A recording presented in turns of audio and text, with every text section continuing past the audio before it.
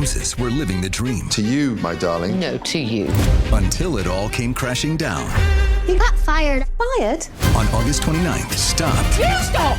And see The Roses. Rated R. In theaters everywhere, August 29th.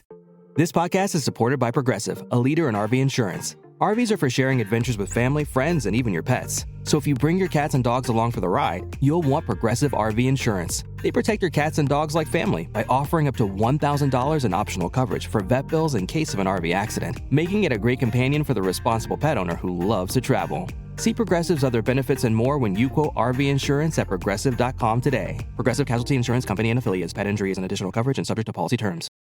Support comes from ServiceNow. We're for people doing the creative work they actually want to do. That's why this ad was written and read by a real person and not AI. You know what people don't want to do? Boring, busy work. Now with AI agents built into the ServiceNow platform, you can automate millions of repetitive tasks in every corner of your business, IT, HR, and more, so your people can focus on the work that they want to do. That's putting AI agents to work for people. It's your turn. Visit servicenow.com.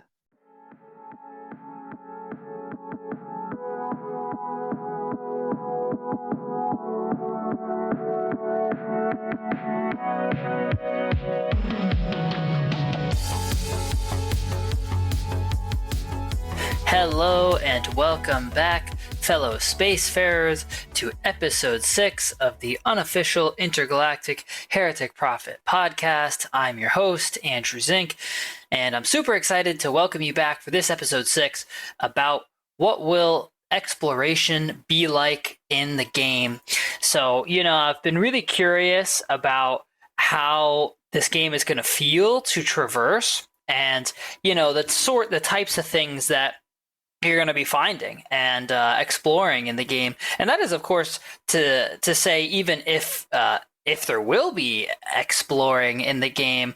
So we can talk about more about what I mean, when I say that by just diving in right now. So, the first thing I want to talk about in this concept about what will exploration be like in this game is I figured it'd be good just to start with Semperia, and just generally talk about what we know about Semperia and just kind of set the stage there. So, we're led to believe that Semperia is abandoned, but we don't necessarily know that it's actually abandoned. We just know that everyone who's gone there has never returned for the last 600 years.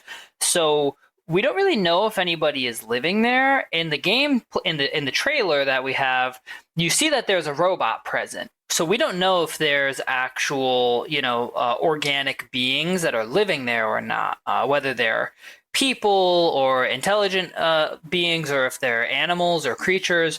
So we just don't know if it's going to be abandoned or not. But I have a feeling it's not going to be totally abandoned. Obviously, there won't be too much to find if that's the case. We don't know if there's going to be Semperians living there, what you're going to come across looking for them. And so what you can see from the trailer is that Semperia definitely seems to be kind of swampy, at least the one section that you see. It appears to be definitely not very sunny. And again, all of this could change as the game goes on or as you uncover different parts of the planet, or maybe, other things will happen as part of the game, that could change the lighting or the environment of the planet. So, beyond that, we don't really know that much else. The one other thing I wanted to mention about Semperia is that from what we see, it doesn't seem like there's any buildings. And again, that's just from what we see. So that could make a big difference as to, if you're going to be indoors at all or if you're going to be outdoors the whole game or like exploring caves or things like that. That can make a big difference just to, how you would actually explore and the types of things you might be finding. So, I think that's really all we have about Semperia as a planet so far. And that just kind of sets the stage for what we might be finding. So here's the next question I wanted to dive into about, what the exploration would be like. And I actually think this is a pretty important question to start with, which is this: will there be a map or not? If you think about it, whether or not there will be a map for you as a player to use and explore kind of determines whether or not there will be exploration at all. And let me tell you what I mean by that. So in a way, it's like, and having a map, it almost determines like, is a game open world or not? So let's just like compare it to The Last of Us as an example, right? So in The Last of Us Part 1 and Part 2, you don't really ever have a map. In Part 2, you technically have a map of Seattle that you can use. It's not really an open world map, and you can use it in downtown Seattle and in Ellie's day one, and that feels a little bit more open world in that part of it, but you never really get a section of the game like that again. And so I would say that the map in The Last of Us Part 2 kind of is much more broad. It guides you more towards like certain landmarks to progress the story. It's not really it's not huge. Like if you compared it to other open world games like Ghost of Tsushima or Fallout, or where it's like a large map that you can just set your marker one place and then just head that direction and see what you find. So that could be a big question for this, if there's going to be a map that that's big enough that can you set a marker on your own map? I don't think you can do that in The Last of Us Part 2 map. So yeah, if you can set your marker in this game, then that would be an indication that it's like really an open world map. And that's the thing. In The Last of Us, it's like there is exploration. I don't want to say there's not, because there's definitely stuff to find. But with that being said, it's like it's not an open world game. And I would say, like, if you even in The Last of Us Part 2, which is much more expansive than Part 1 in the best ways possible, even if you search for everything you can on each section of the map before you proceed, it's not gonna take you that long. And like, they do a great job of making in Part 2, they do a good job making the map feel like, and the world feel open and big, but it does still kind of funnel you in the direction you're supposed to go, even in the cool boat sections of The Last of Us Part 2.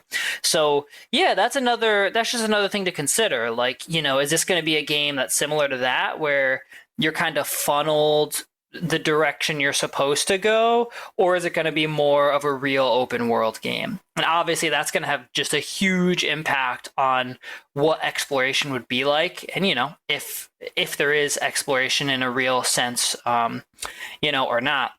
So I'm really excited to see how that plays out.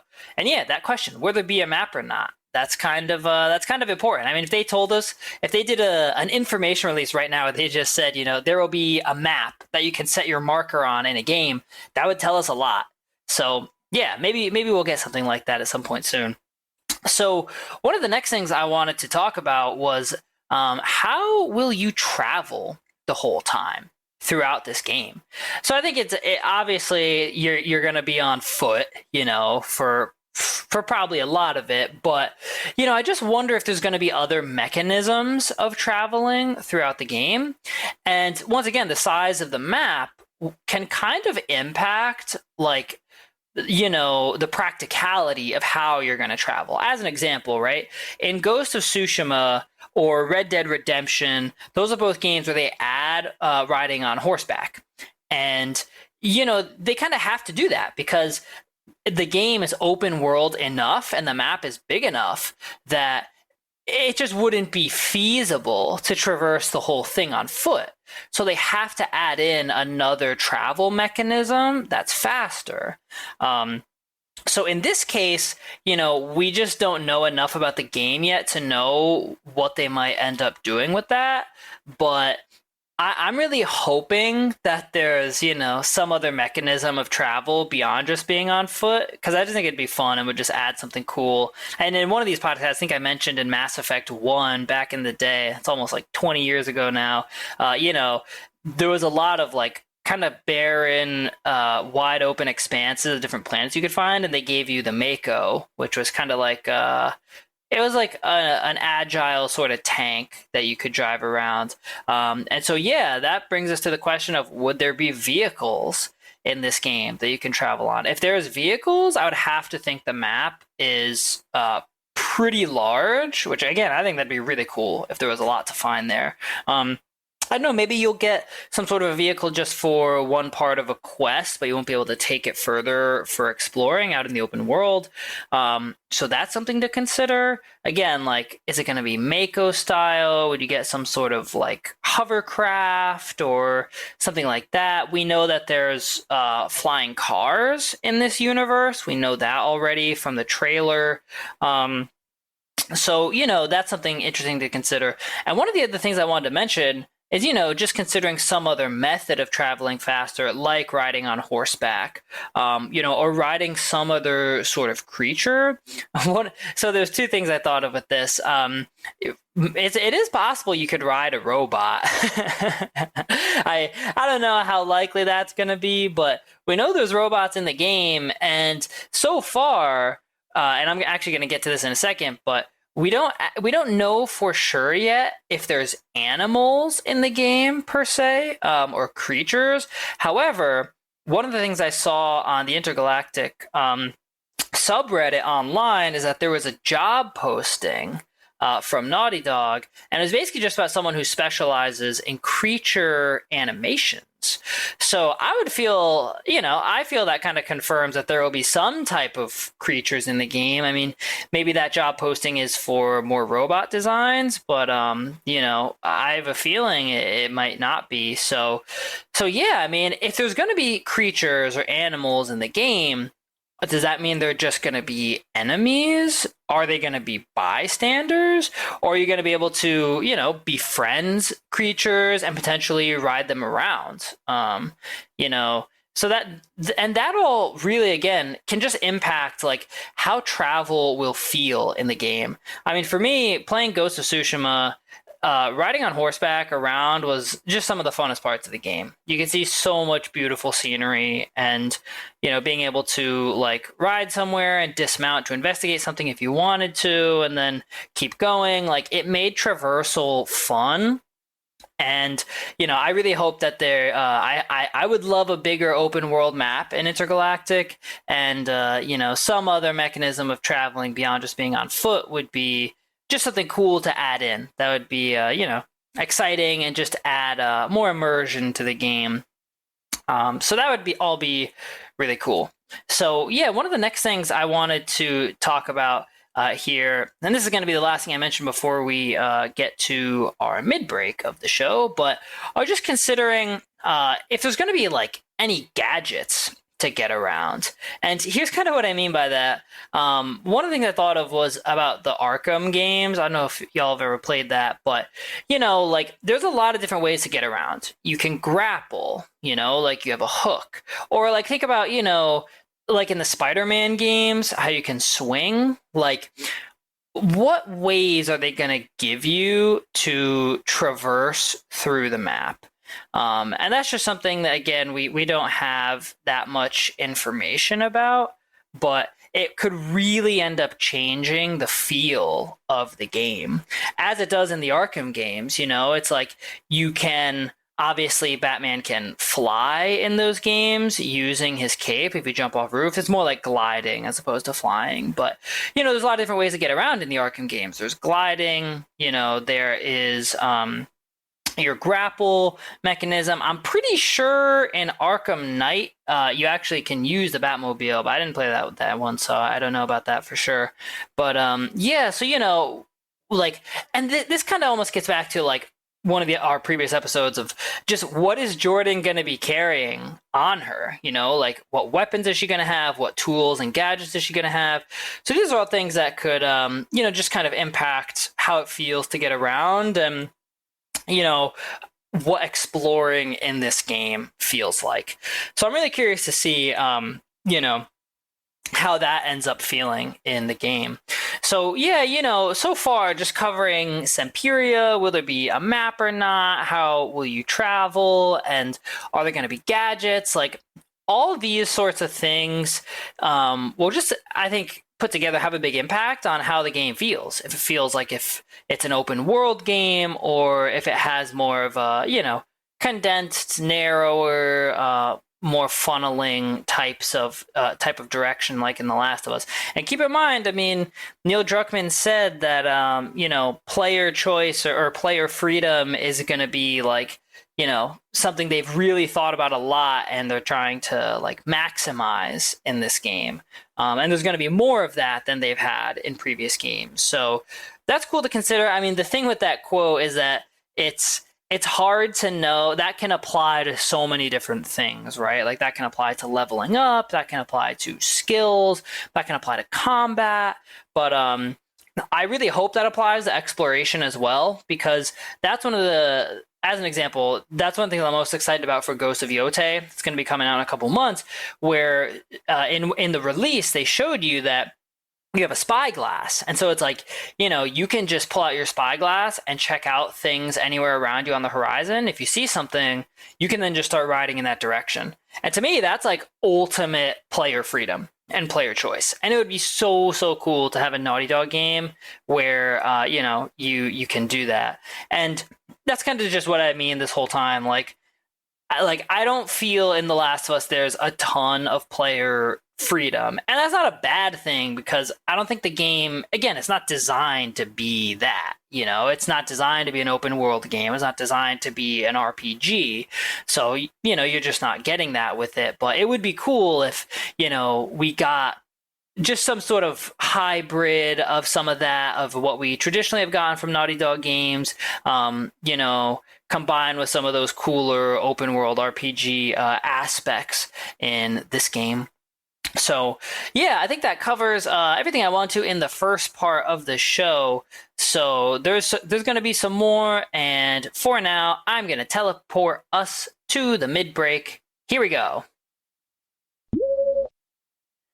Okay, and welcome to the mid-break of the show, everyone. I want to thank you for tuning in. We'll start with reviews. As far as I know, we don't have any new reviews. Hey, if you're listening to this and you're enjoying the show, as much as it is just pure speculation right now, feel free to leave us a review or a 5-star rating on the Apple Podcast Store or on Spotify or wherever you get your podcast.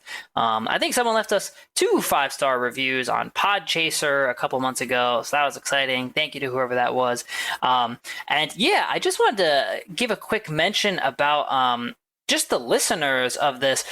Once again, to be honest, I'm surprised that people are listening to this. I checked the analytics on this, and there's always people listening to this almost every single day. And for a game that we know so little about, there's still no release date. It's most likely going to be in 2027.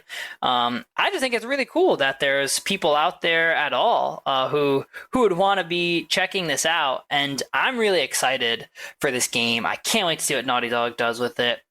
And yeah, I wanted to make this podcast just, to cover what we know and, start something for other people who are interested in what there might be, who are curious in hearing speculation and, having somewhere to go to hear some analysis about what's out there as stuff comes out. So, hey, just want to thank everyone for listening. And if you know anyone else who's interested in Intergalactic and wants to know more about it, have them listen. And as more comes out, we'll keep covering it. So that is our listener's note. And then, yeah, we'll get to our 2 regular parts of the mid-break, which is one section on Reddit chatter. What have people posted on the Intergalactic subreddit that has been interesting lately? So I went and I picked out one thing, and there was a post from actually about like a month ago that I thought would be cool to cover. And so, yeah, it was someone who posted 2 photos of Semperia from space. And so, they were screenshots from the trailer. And it shows the planet with 2 different colors. And I noticed this too. So I'm going to read what the caption that the person posted with it. So the user that made this post, and again, I just want to shout out the Intergalactic subreddit. If you're all interested in Intergalactic and you don't follow that, I would definitely go subscribe on Reddit to that, because there's some cool stuff on there. So the user that made this post is named SquiddyBoy103. Hey, thanks for contributing to the community, SquiddyBoy103, making a post. So yeah, the 2 photos of Semperia from space are, the first one is how the planet looks blue, kind of at the beginning of the trailer, where it's more zoomed in. And then the second photo is how the planet looks red, where it's zoomed out and you can kind of see the spaceship. So this is one of the things I was wondering when, I watched the trailer, just like, wow, that's really interesting. Why does the planet change colors like that? So I'm going to read Squiddy Boy's post here. So Squiddy Boy writes, quote, "The first thing I thought of when I saw the trailer was, why are the two different areas of the planet different colors?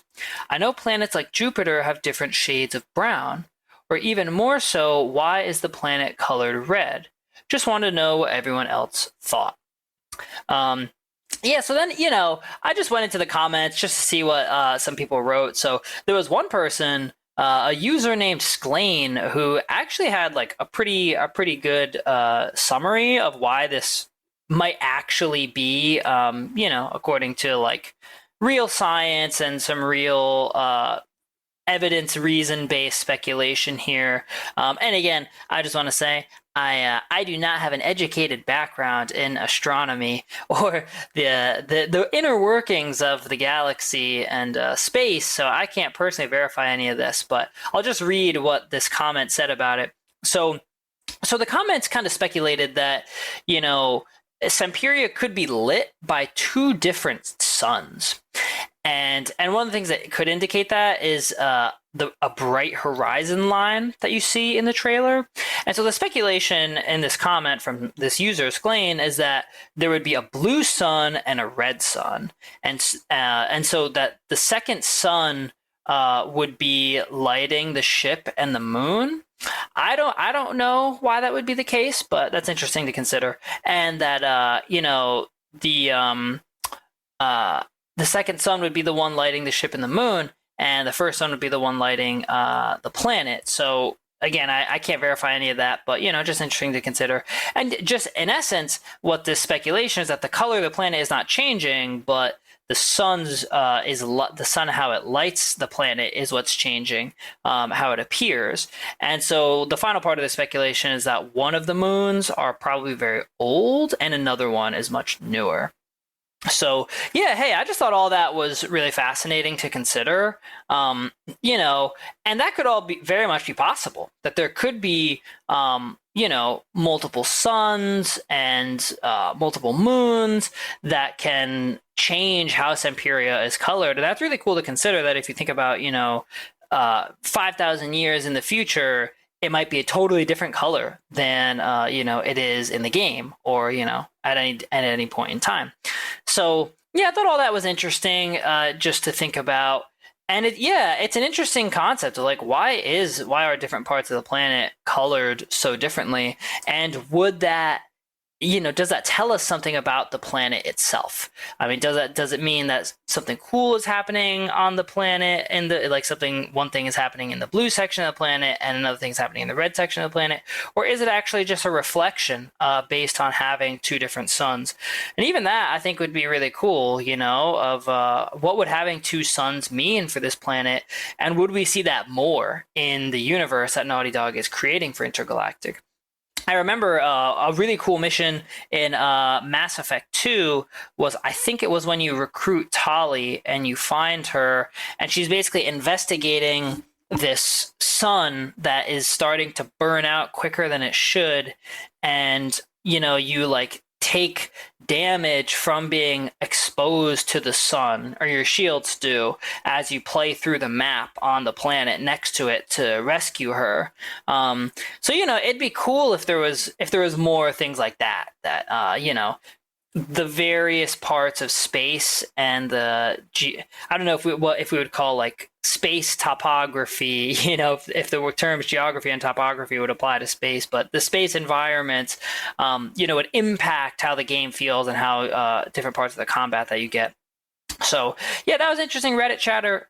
Hey, just cool to have people interacting and posting stuff to, keep us engaged and excited. And yeah, that's all really cool. And then the last thing we'll mention on this mid-break is, and this is something we do every mid-break. We mention one thing we're excited to see more of in the game.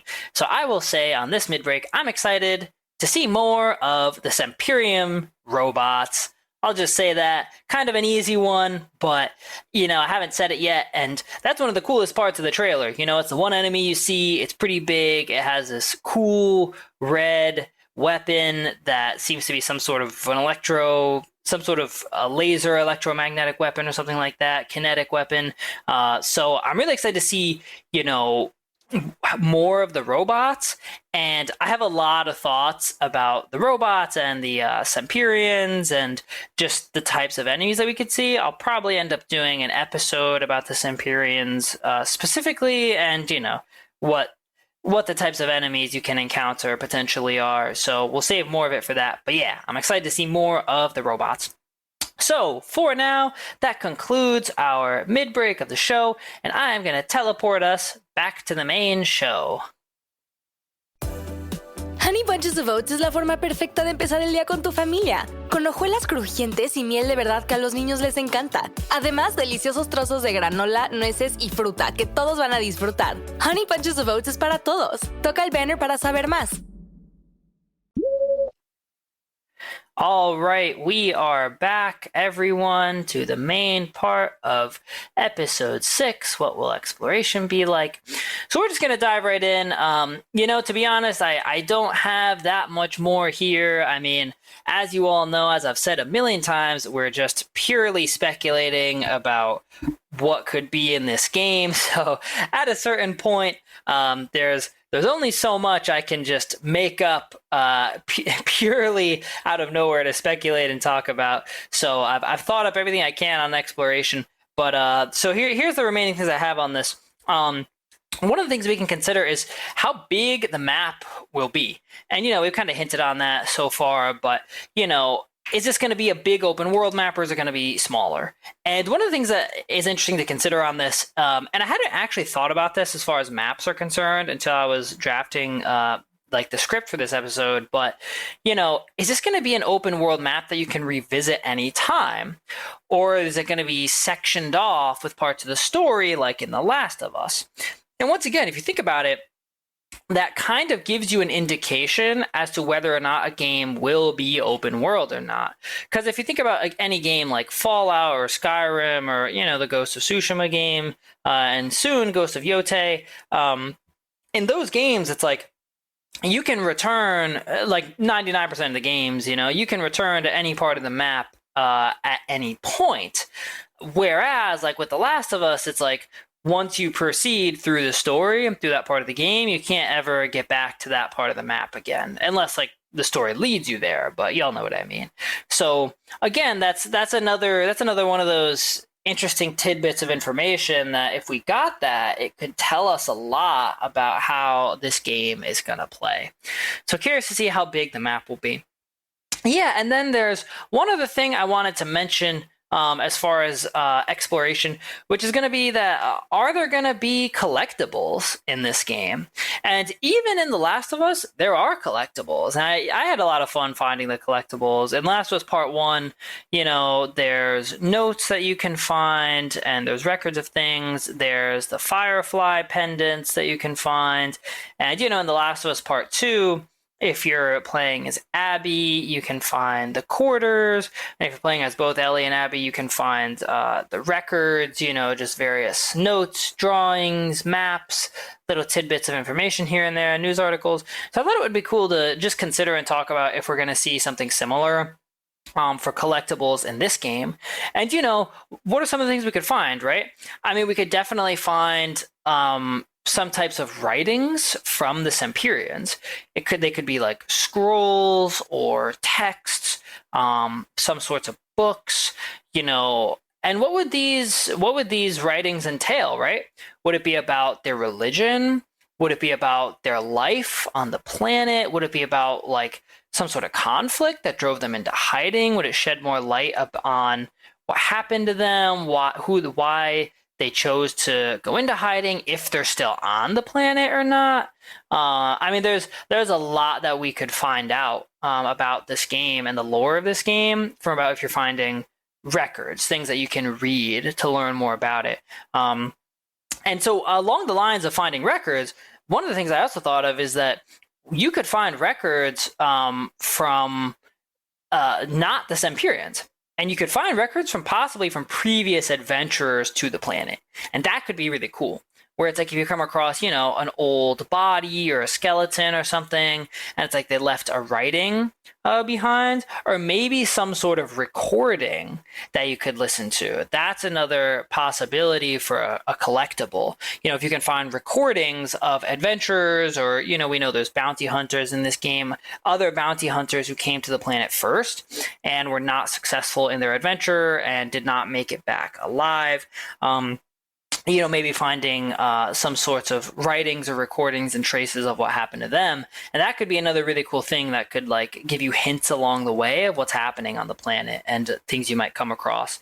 And so, yeah, then there's, you know, a number of other artifacts that you could possibly find as collectibles. And they would most likely be Semperian artifacts, obviously. And, you know, that could be really cool where it's like maybe you discover a way to read their language. So as you're finding artifacts, if there's like a language engraved on it, you know, it can tell you something about them. Or maybe you'll be finding like, you know, sculptures or statues or some sort of mechanical artifact, something that is like based in technology that you'll be collecting, but you don't necessarily know how to use.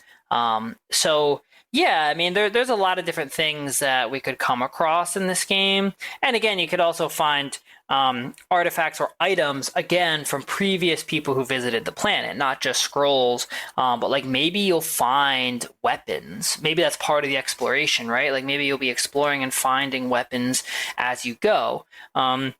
And maybe you'll find like new gear as you go. And that's another interesting question, right? Like, will you be able to customize your gear throughout the game, like what you're wearing?